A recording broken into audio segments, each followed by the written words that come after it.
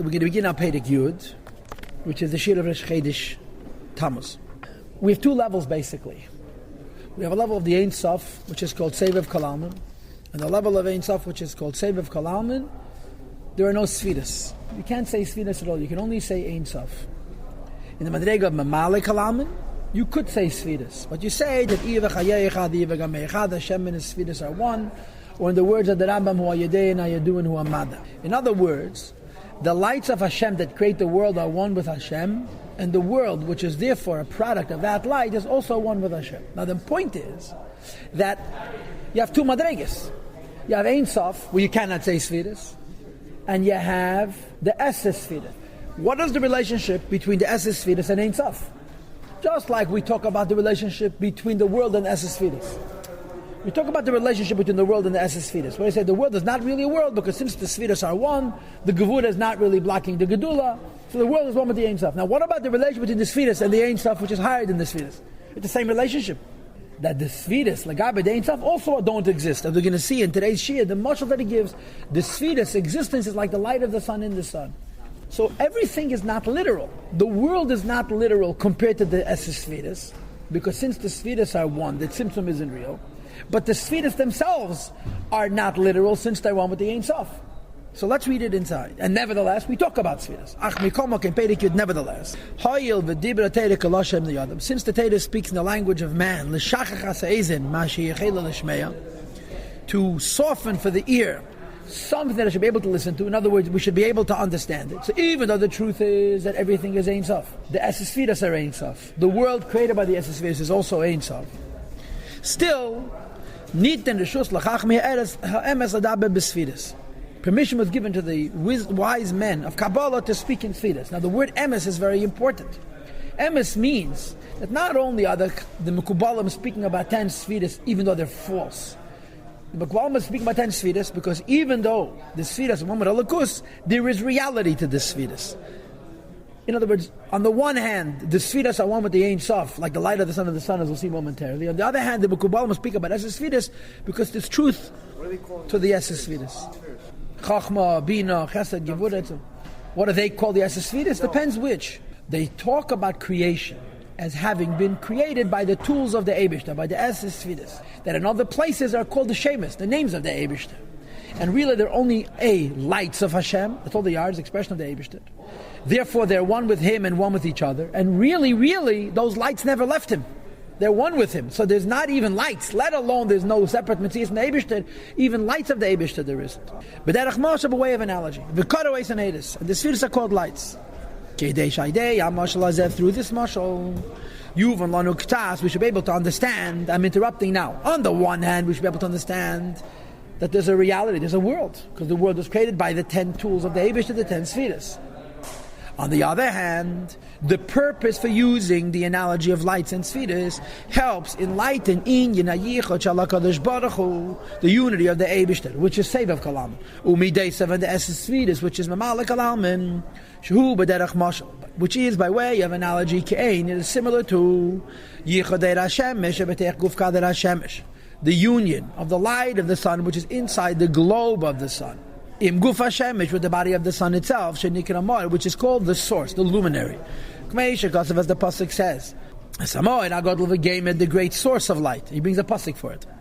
Vaziv Ani Tutamas Pashit Menu, the ray and the spark which radiates and emanates from it. Nikra Eid is called light, and again he brings a pasuk for it. Hashem calls light day. So we speak about a source of light and light as though the light actually exists. And we define creation as being a product of this light, on the one hand to explain the midas of Hashem that create the world, but on the other hand, and more importantly, to explain the unity of the midas of Hashem with Hashem, and by association the world with Hashem. Why? Because he continues and he says, when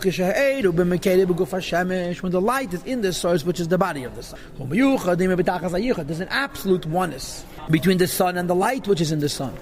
Because you only have only one essence through Gufa Moed HaMeir, which is the body of the luminary, the sun, which is radiating. Because the ray and the light shum inside the sun is one thing mamish with the body of the luminary which is shining.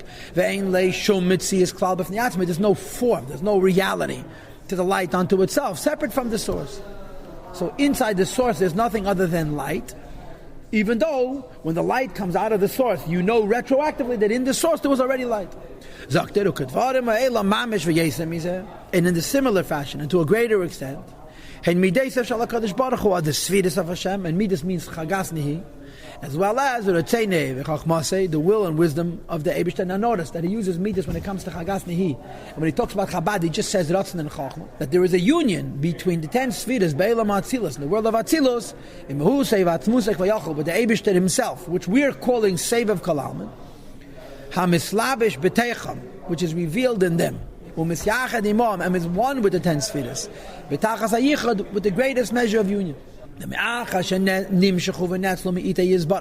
the 10 spheres of Atzilus are drawn and are emanating, shining from inside him, by way of analogy, as the light of the sun is radiating from the sun, we therefore speak of as a spheres.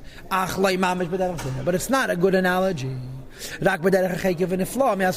actually very remote and beyond our intellectual grasp. Hashem's ways are different than our ways. Because when the light of Hashem, so to speak, leaves Hashem to be the 10 spheres of creation, it's still one with him as it was before it left him. Nevertheless, to make it easier for our comprehension, Nishma v'nis beinin will understand and will contemplate. Using the analogy of sunlight, which is one and nullified in its source, has no identity as a name unto itself. Only the name of the source. Similarly, with the midas of Hashem, or the Tanya b'chachmas in his will and his wisdom, which is the Chabad, the Esesfidas. They should not be called by the name of Midas and Sfidas at all, to the creations, the higher creations and the lower creations. Their creation, their life, and their being governed, their hashgacha. That Hashem creates them. And gives them life. And governs them. It's with the will, wisdom, understanding, and knowledge. That's Chabad. That then go into the 7 midas of Atzilus chagas nehi.